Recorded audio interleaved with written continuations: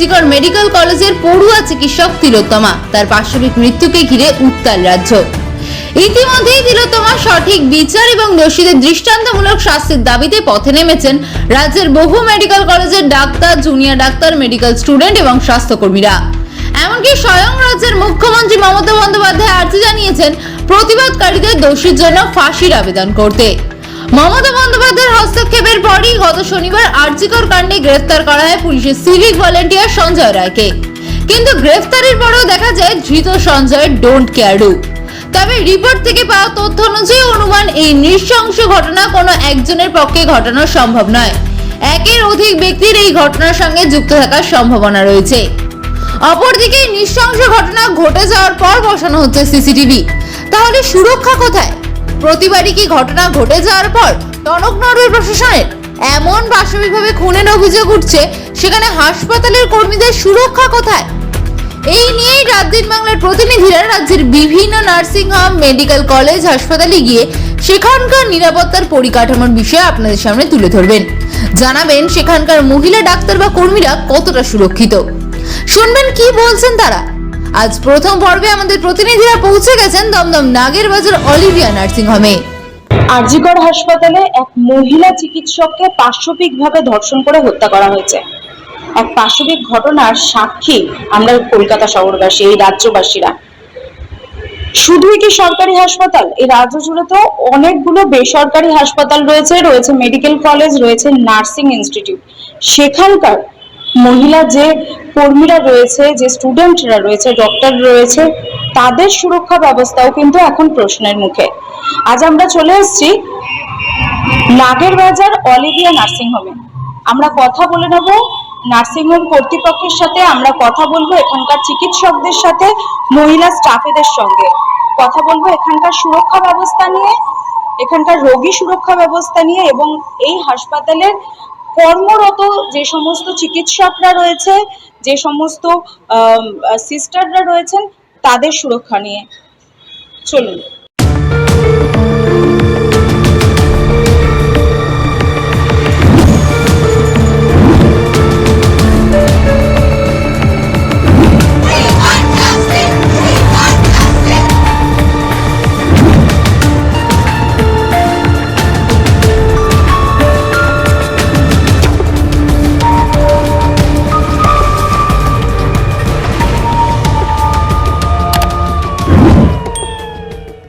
আমরা এই মুহূর্তে কথা বলবো নাগেরবাজার অলিভিয়া নার্সিং হোমের যিনি কর্ণধার রয়েছেন তার সাথে, একে বালার সাথে, ডক্টর একে বালার সাথে। উনি কি বলছেন এই আরজিকরে যে পাশবিক ঘটনা ঘটেছে এই ব্যাপারে কথা বলুন। এগুলো তো সব সোশ্যাল মিডিয়ায় আজকাল ঘোরাঘুরি করছে, কিন্তু আমার বক্তব্য যেটা সেটা হচ্ছে যে মানে কি পার্মানেন্ট যে স্টাফ, সিকিউরিটি স্টাফ, ওই মানে এটা এখন তো মোটামুটি প্রচলন হয়ে গেছে যে কোনো কন্ট্রাক্টরের তো নেই, এলো দায়ী দায়িত্ব নেই, মানে সকালে আসছে বিকেলে যাচ্ছে, টাকাটাও তারা সেই কোম্পানি থেকেই নিচ্ছে। তো পার্মানেন্ট যে স্টাফ হয়, যাদের যা দায়িত্ব, সেই পার্মানেন্ট স্টাফের উপর জোর দেওয়া উচিত। যে যদি পার্মানেন্ট স্টাফ হতো, সে হয়তো এই ঘটনা ঘটাতে গেলেও 2 মিনিট ভাবতো। আজকে আরজিকরের ঘটনার পর ওখানকার প্রিন্সিপাল এবং সুপার যা মন্তব্য করেছে, সেই জায়গা থেকে দাঁড়িয়ে আপনি নিজে একজন একটা নার্সিং হোমের আপনি মালিক, সেই জায়গায় আপনার নার্সিং হোমের সিকিউরিটি ব্যবস্থা আপনি কিভাবে দেখছেন? আমার তো এখানে সিকিউরিটি যারা আছেন তারা সবাই মহিলা, তাদের উপর আমার যথেষ্ট ভরসা আছে, এবং আমার নার্সিংহোম মোটামুটি চারিদিক দিয়েই সিসিটিভি মোড়া এবং 24 আওয়ার মনিটরিং হয়, কোথায় কি হচ্ছে কি না হচ্ছে। এত লেডি ডক্টররা কাজ করছেন, সিস্টাররা কাজ করছেন, হাসপাতালে যদি এইরকম ঘটনা তাদের সাথে ঘটে, সেখানে রোগীদের সুরক্ষার বিষয়টা তো একটা প্রশ্ন তো থেকেই যায় সেটা নিয়ে। এটা তো মাঝে মধ্যেই রোগী সুরক্ষা বা ডাক্তারবাবু সুরক্ষা নিয়ে মাঝে মধ্যেই মানে কি প্রশ্ন ওঠে। এইবারে যেহেতু এই ঘটনাটা ঘটেছে, এই জন্য এটা প্রচন্ড রকমের হইচই হচ্ছে। হয়তো এটাও কদিন পরে ধামাচাপা পড়ে যাবে, কিন্তু যে জিনিসগুলো ঠিক করা উচিত সেগুলো হয়তো আর হবেও না। পরবর্তীকালে দেখা যাবে যে হয়তো আরও একটা ঘটনা ঘটেছে, কিন্তু আমাদের এই ঘটনাগুলো সিরিয়াসলি নেওয়া উচিত। আর যারা মানে হচ্ছে অপরাধী তাদের খুঁজে বের করে দৃষ্টান্তমূলক শাস্তি দেওয়া উচিত। এই মহিলা চিকিৎসকের মৃত্যুর পর যে মেডিকেল রিপোর্ট সামনে এসছে সেখানে একাধিক প্রশ্ন থাকছে। মুখ্যমন্ত্রীর হস্তক্ষেপে 24 ঘন্টার মধ্যে একজন অভিযুক্তকে অ্যারেস্ট করা হয়েছে, কিন্তু বিষয়টা কি এখানেই শেষ? প্রশাসন বা মুখ্যমন্ত্রী যিনি যেটা বলেছেন, তিনি বলেছেন যদি দরকার হয় সিবিআই ইনকোয়ারি হোক। আমারও সেটা ইচ্ছে যে সিবিআই ইনকোয়ারি হয়, প্রকৃত যারা দোষী তাদেরকে ধরে দৃষ্টান্তমূলক শাস্তি দেওয়া উচিত, যাতে এই ঘটনা পরবর্তীকালে কেউ যাতে না করতে পারে।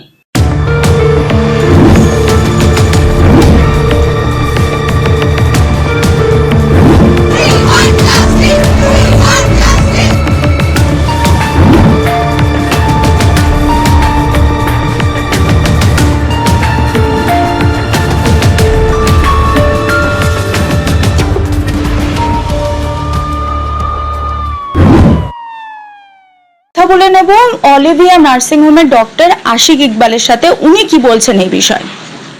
দেখুন, যে ঘটনা গত পরশুদিন ঘটেছে, যার সাথে ঘটেছে তিনি আমাদের পেশারই একজন মানুষ, আমাদেরই সহকর্মী ছিলেন। যে ঘটনা সেটা নির্মম একটা হত্যাকাণ্ড ঘটেছে এবং সেক্ষেত্রে সরকার তার মতো বা প্রশাসন তার মতো ব্যবস্থা নেওয়ার চেষ্টা করছে, কিন্তু সেই চেষ্টা করা হলেও এর উপরেও আরও কিছু প্রশ্ন উঠে আসে। যেরকম পোস্টমর্টেম রিপোর্টে যা দেখা যাচ্ছে যে ভিকটিম তার পেলভিক বোন ভেঙে গেছে এবং তার শরীরের উপরে যে স্যাম্পল পাওয়া গেছে সেখানে একাধিক সিমেন্ট স্যাম্পল পাওয়া গেছে, অথচ পুলিশ এখনো অবধি একজনকেই ধরতে পেরেছেন যিনি অভিযুক্ত বা মূল অভিযুক্ত বলা যেতে পারে। তাহলে এর পেছনে নিশ্চয়ই আরো একাধিক মানুষজনের হাত থাকতে পারে। বিভিন্ন ফরেন্সিক বিশেষজ্ঞ যারা রয়েছেন, সিনিয়র ফরেন্সিক বিশেষজ্ঞরা, তারা বলছেন যে এটা একজন মানুষের কাজ হতে পারে না। তাহলে এখনো অবধি কিছু লিড তো নিশ্চয়ই বাকি রয়েছে।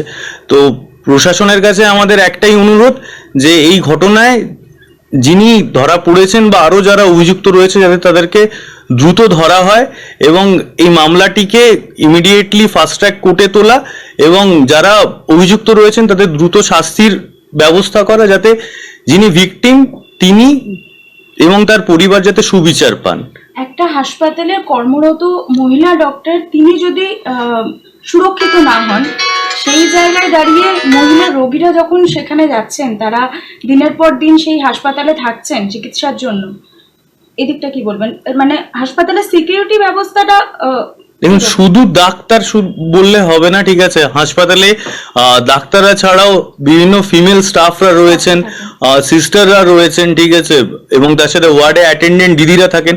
প্রত্যেকের নিরাপত্তায় এখানে একটা মানে কোশ্চেন মার্ক পড়ে যায় প্রত্যেকটা স্টাফের নিরাপত্তার ক্ষেত্রে। মহিলাদের ক্ষেত্রে তো আরো বেশি, যেখানে একটা মানে কলকাতার মানে শহর কলকাতার বুকে একটা ব্যস্ততম হসপিটালে সেখানে নিরাপত্তার ব্যবস্থা যদি প্রশাসন এবং কলেজ কর্তৃপক্ষ বা হাসপাতাল কর্তৃপক্ষ সুনিশ্চিত করতে না পারেন, তাহলে আমাদের যারা সহকর্মীরা রয়েছেন, ডাক্তার এবং অডাক্তার কর্মীরাও যারা রয়েছেন, অন্যান্য স্বাস্থ্যকর্মীরাও রয়েছেন, তাদের নিরাপত্তা তো প্রশ্নের মুখে আসবে। এবং তার সাথে ডাক্তার এবং স্বাস্থ্যকর্মীদের নিরাপত্তা যদি প্রশ্নের মুখে আসে, সেখানে রোগীর সুরক্ষার ব্যাপারটাও তো প্রশ্নের মুখে আসবে না। আজকে ধরুন একজন রোগী ভর্তি হলেন, ঠিক আছে, যদি এখানে নিরাপত্তা সুনিশ্চিত না থাকে, তার কোনো তো বাইরের শত্রু থাকতেই পারে, সে হঠাৎ করে ঢুকে তো সেই রোগীর কোনো ক্ষতি করে দিয়ে চলে যেতে পারে। এটা তো নিশ্চয়ই যিনি সিস্টার দিদি রয়েছেন বা এমনি ডাক্তার এবং সিস্টার কিছু কিছু ক্ষেত্রে একটু অপ্রতুলতা তো রয়েছে আমাদের স্বাস্থ্য ব্যবস্থায়, আমরা তো দেখেছি বারবার। সেই জন্য স্টাফ রিক্রুটমেন্ট এই প্রসেসগুলো সবসময় চলতে থাকে।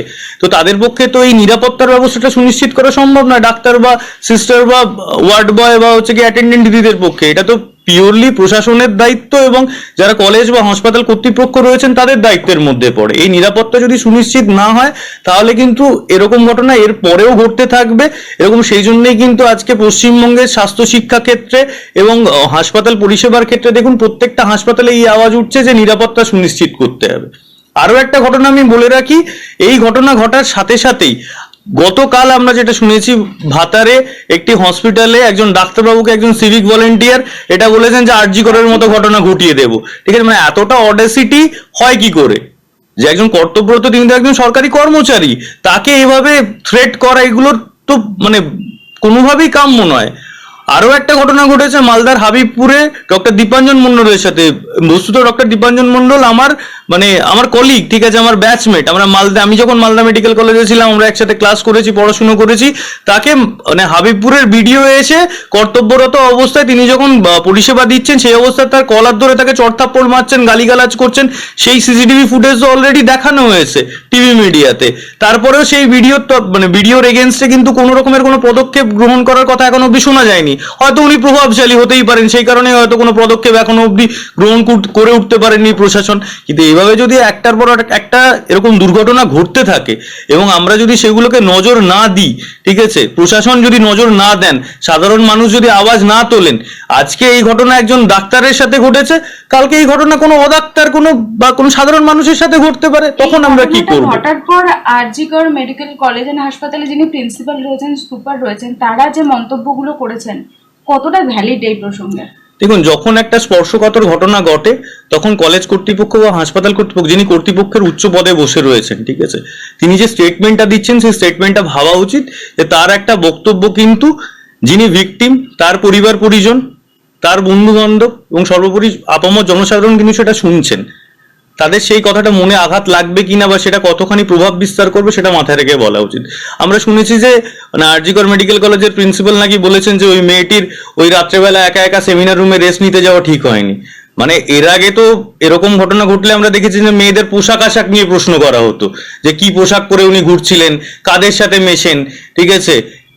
এই যে সহকর্মী আজকে আমাদের মধ্যে নেই, যিনি মারা গেছেন, তিনি তো বাইরে কোথাও ঘুরে বেড়াচ্ছিলেন না, তিনি তার কর্মক্ষেত্রে তার ডিউটি রুমের, যেহেতু অনকল রুম নেই সেখানে, সেজন্য তিনি একটা সেমিনার রুমে রেস্ট নিচ্ছিলেন। তো তিনি কি সেই সেমিনার রুমে রেস্টও নিতে পারবেন না?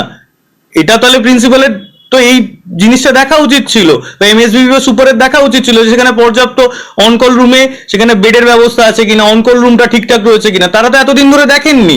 এবং এই প্রিন্সিপাল স্যার এবং এই সুপার স্যার তো বিগত 3-4 বছর ধরে আরজি করে রয়েছেন, তাদের তো হাতের তালুর মতো চেনা উচিত হসপিটালটাকে। কিন্তু দুর্ভাগ্যবশত ভাবে তারা নিজেদের গাফিলতি ঢাকার জন্য আজকে এই ধরনের মন্তব্য করছেন, যে মন্তব্য নিয়ে সোশ্যাল মিডিয়ায় এবং টিভি মিডিয়া সে নিয়ে শোরগোল উঠছে, কথা উঠছে, তাদের বিরুদ্ধেও কথা উঠছে। হাসপাতাল থেকে পাস করেছেন? হ্যাঁ, আমি আরজি কর হসপিটালে 2018 থেকে 2021 সাল অবধি ছিলাম। আমি ওখান থেকে পোস্ট গ্রাজুয়েশন করেছি। যখন আমি ছিলাম তখন ডক্টর সন্দীপ ঘোষের আগে অন্য প্রিন্সিপাল স্যার ছিলেন, ডক্টর বটব্যাল স্যার ছিলেন, ঠিক আছে। 2019 সালে একটা আমার আরজি করে থাকার সময় 2019-এ এনআরএস এর ঘটনা আমরা দেখেছি, ঠিক আছে। সেখানে কিন্তু আমরা উচ্চতর কর্তৃপক্ষ বা কারুর তরফে, কলেজ কর্তৃপক্ষের তরফে কিন্তু এরকম দায়িত্বজ্ঞানীর মন্তব্য কিন্তু আমরা শুনিনি, বা এটা আমার অভিজ্ঞতা ঘটেনি সেবারে। আমি যা দেখেছি আমার অভিজ্ঞতা থেকে বলছি।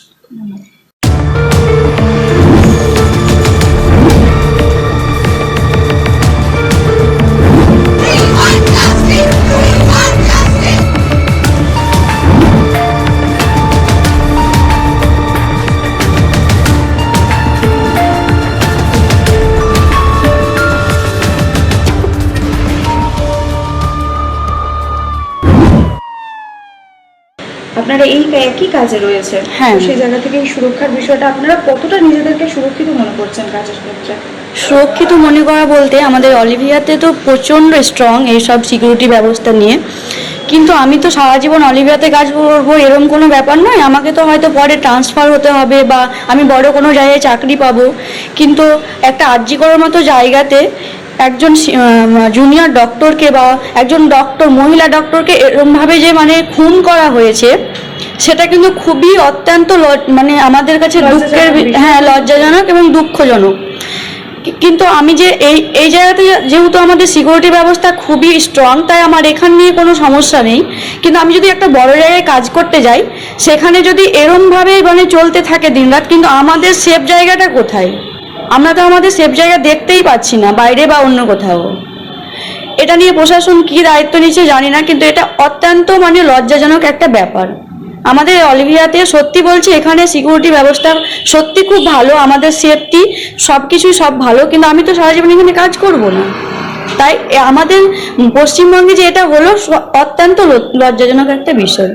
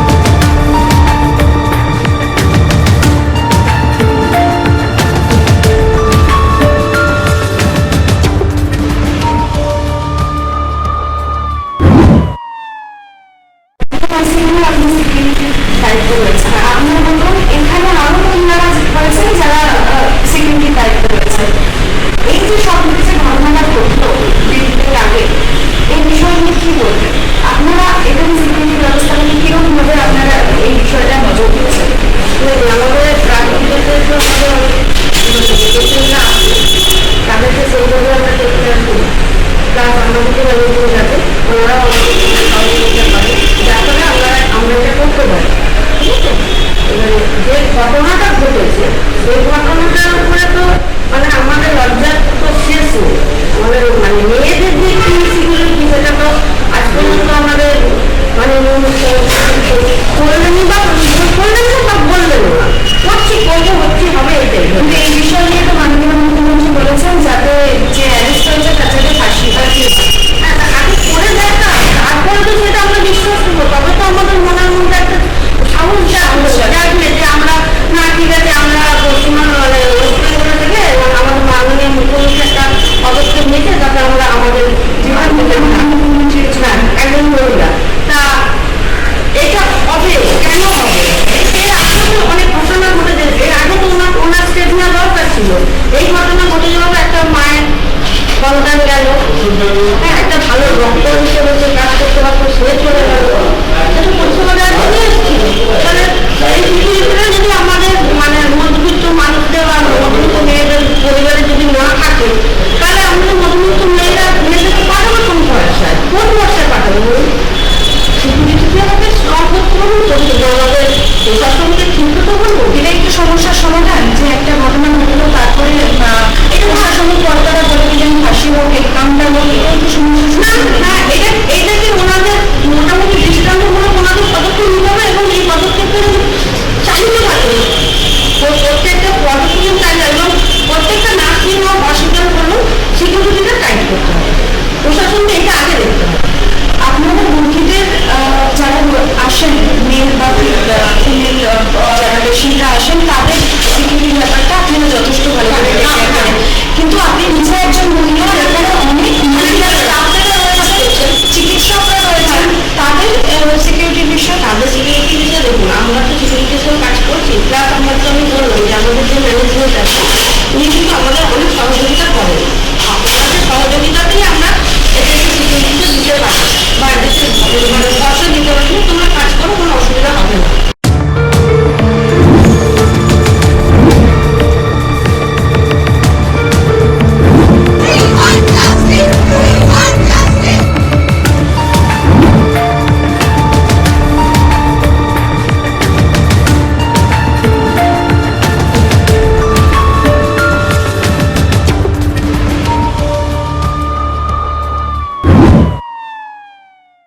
আপনি নিজে একজন সিস্টার। সম্প্রতি একটা ঘটনা ঘটেছে আরজিকর হাসপাতালে, যেটা নিয়ে আমাদের গোটা রাজ্যের চিকিৎসা ক্ষেত্রে যারা রয়েছে, শুধু চিকিৎসা ক্ষেত্রে না তার বাইরেও যারা রয়েছে সবাই মিলে একজোট হয়ে প্রতিবাদ জানিয়েছে। আপনারা রোগীদেরকে জীবন দান করেন, আপনাদের জীবনের কি দাম রয়েছে? সত্যি আমরা খুব দুঃখিত এটা হওয়ার জন্য, কিন্তু আমি যে নার্সিং হোমে আছি সেখানে সিকিউরিটি গার্ড খুবই ভালো, আমরা তো খুবই সেভ আছি। বাট একটা তো নার্সিং হোম নয়, আমি সেভ আছি বলেছি, আমার মতো আরো বিভিন্ন জায়গায় অনেক নার্সিং হোম হসপিটাল আছে, সেখানে তো সব সিস্টাররা নার্সরা আছে, সেটা তো নয়। এই ঘটনা থেকে একটাই বলা যায় যে আরো যেখানে আছে প্রত্যেকটা জায়গায় সিকিউরিটি যেন স্ট্রং করা হয়, পরবর্তীকালে আমাদের যেন না এই ঘটনার সম্মুখীন হতে হয়। আর যারা এই কাজের সাথে যুক্ত আছে আমরা চাই, আমি একটা মেয়ে হয়ে বলছি, তাদের যেন দৃষ্টান্তমূলক শাস্তি হয়। আপনি কত বছর ধরে কাজ করেন? আমি এখানে প্রায় 1 বছর ধরে কাজ করছি। আপনার নাম? আমার নাম রিয়া মণ্ডল, আমি অলিভিয়া নার্সিং হোমের ওটি সিস্টার।